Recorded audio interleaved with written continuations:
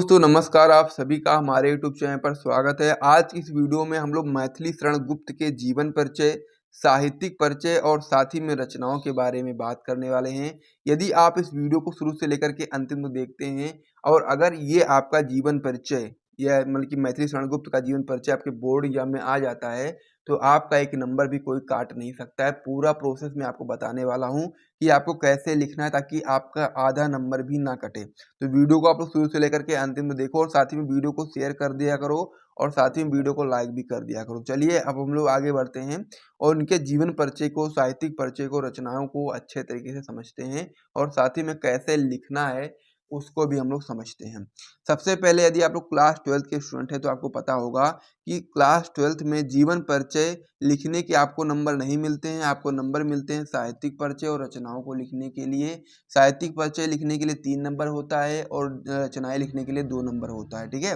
तो यदि आप दोनों अच्छे तरीके से करके आते हो तो 5 नंबर आपको पूरी तरीके से मिल जाते हैं। लेकिन जीवन परिचय भी आपको लिखना होता है। कितना लिखना होता है, नंबर भले ना मिले लेकिन लिखना आपको होता है। कितना लिखेंगे आप लोग वो मैं आपको बता दूं कि यहाँ पर आपको जो भी आप लोग कवि या लेखक का लिख रहे हो तो उसमें आपको उनके बारे में थोड़ा सा ये लिखना है कि उनका जन्म कब हुआ, उनकी मृत्यु कब हुई, उनका जन्म कहाँ पर हुआ और साथ ही में उनकी प्रारंभिक शिक्षा उच्छा अगर लिखना चाहो तो लिख सकते हो। बस इतना ही लिखना है, ज़्यादा लिखने की आवश्यकता नहीं है। तो चलिए लिखना स्टार्ट करते हैं। सबसे पहले आप हेडिंग लगाओगे जीवन परिचय, फिर लिखना स्टार्ट करोगे कि हिंदी साहित्य के गौरव राष्ट्र कवि मैथिली शरण गुप्त का जन्म 3 अगस्त सन 1886 ईस्वी में चिरगांव जिला ललितपुर के एक प्रतिष्ठित वैश्य परिवार में हुआ था। गुप्त जी की आगरा विश्वविद्यालय ने डीलिट की मानद उपाधि से अलंकृत किया। यानी कि जो उनका जन्म हुआ तो कहाँ पर हुआ, तो इनका जन्म आप बता सकते हैं कि मैथिली शरण गुप्त का जन्म 3 अगस्त सन 1886 ईस्वी में चिरगांव जिला ललितपुर के एक प्रतिष्ठित वैश्य परिवार में हुआ। गुप्त जी की आगरा विश्वविद्यालय ने डीलिट की मानद उपाधि से अलंकृत किया और साथ ही में सरस्वती का यह महान उपासक 12 दिसंबर सन 1964 ईस्वी में परलोक सिधार गया, यानी कि मृत्यु उनकी हो गई। तो जीवन परिचय में आपको बस इतना ही लिखना है, इससे ज़्यादा लिखने की आवश्यकता नहीं है। अब मेन जो आपका इसमें होता है वो आपका होता है साहित्यिक परिचय और रचना। तो साहित्यिक परिचय में आपको कितना लिखना चाहिए, कितने नंबर पाने के लिए, मतलब कि 3 नंबर पाने के लिए पूरी तरीके से साहित्यिक परिचय में तो आपको कितनी लाइन लिखनी चाहिए। तो मैं आपको बता दूं अपने एक्सपीरियंस के आधार पर 6 लाइन से आपको कम नहीं लिखना है। अगर आप ज़्यादा लिखना चाहो तो 8 लाइन तक लिख सकते हो, लेकिन 6 से आपको कम ना लिखना। कम लिखने से आपके नंबर कट सकते हैं, लेकिन इसीलिए मैं आपको बता रहा हूँ कि कम से कम आपको 6 से 8 लाइन लिखनी होती है। तो आपका एक नंबर क्या आधा नंबर भी कोई नहीं काटेगा। तो साहित्यिक परिचय की बात कर लेते हैं अब हम लोग। तो इसमें आप बताएंगे मैथिली शरण गुप्त एक युग पुरुष के रूप में हिंदी में अवतरित हुए। उन्होंने हिंदी को अपनी प्रतिभा के स्पर्श से जो संजीवनी शक्ति प्रदान की। गुप्त जी राष्ट्र प्रेमी कवि हैं और इनकी रचनाओं में राष्ट्र प्रेम कूट कूट कर भरा पड़ा है।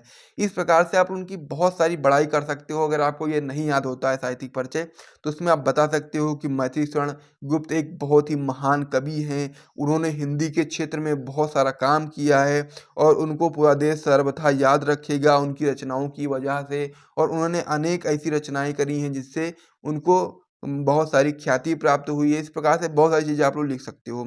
और साथ ही में गुप्त जी एक राष्ट्र प्रेमी कवि हैं। इस प्रकार से आप लोग सभी कवियों में भी लिख सकते हो।